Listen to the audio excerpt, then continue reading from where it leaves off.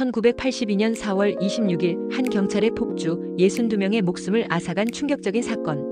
1981년 12월 30일 우범권 순경은 경상남도 국류지서에 전근을 가게 됩니다. 이 시점에서 우범권은 이미 심각한 음주와 폭력적인 성향을 가진 인물로 이전 근무지에서도 문제를 일으켜 좌천된 인물입니다. 동거녀와의 갈등 속에서 우범권은 점점 더 폭력적인 성향을 드러내며 이를 막을 수 있는 시스템은 전혀 존재하지 않았습니다. 1982년 4월 26일 우범권은 동거녀와의 언쟁 후 술에 취한 상태에서 지서로 향했고 이후 경찰 무기고에서 M2 카빈 총기와 실탄, 수류탄을 탈취합니다. 이후 그는 자신이 살고 있던 마을을 향해 무차별적으로 총격을 가하기 시작합니다. 이 사건의 발단은 간단한 가정 내 갈등에서 시작됐지만 경찰의 무기 관리와 근무 태만 그리고 총기 사용에 대한 부실한 대응이 사건을 더욱 비극적으로 만들었습니다. 그날 저녁 9시 40분 우범권 순경은 국류면 토곡리 재래시장으로 달려가 아무런 경고 없이 마을 주민들에게 총격을 가하기 시작합니다. 이 사건은 점차적으로 확산되며 우범권은 마을 사람들을 차례로 살해합니다. 우범권이 저지른 범행은 무차별적이었고 그가 쏜 총탄은 무려 135발에 달했습니다.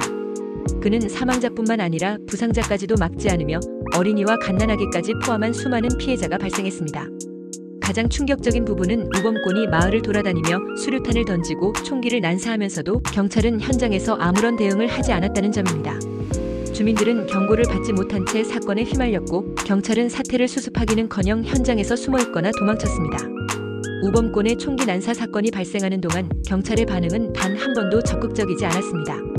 사건 발생 후 경찰은 무기고에서 무기를 탈취한 우범권을 추적하기는커녕 근무 중에 술을 마시고 온천에서 접대받고 있었던 경찰들이었습니다.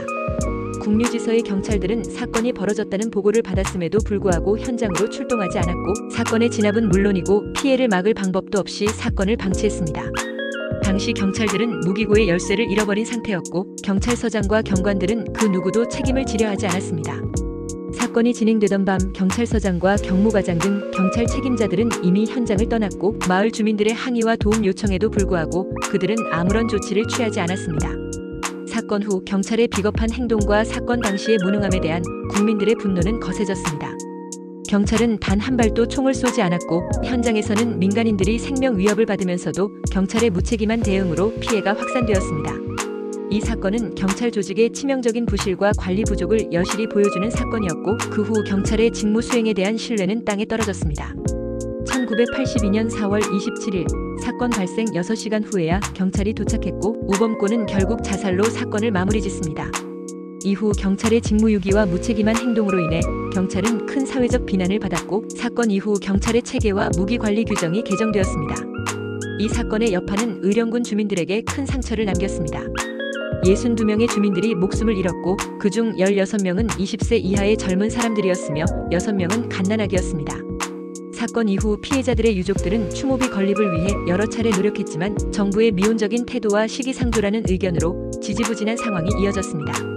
그러나 2021년 의령군수의 건의로 2024년 4월에는 의령 4.26 추모공원이 건립될 예정이었고 이를 통해 마침내 유족들은 희생자들을 기릴 수 있는 공간을 마련할 수 있었습니다. 사건 42년 만에 진행되는 추모제는 많은 이들에게 사건의 기억을 되살리고 다시는 이런 비극이 반복되지 않기를 바라는 마음을 담고 있었습니다. 구독과 좋아요는 영상을 제작하는 데 큰 힘이 됩니다.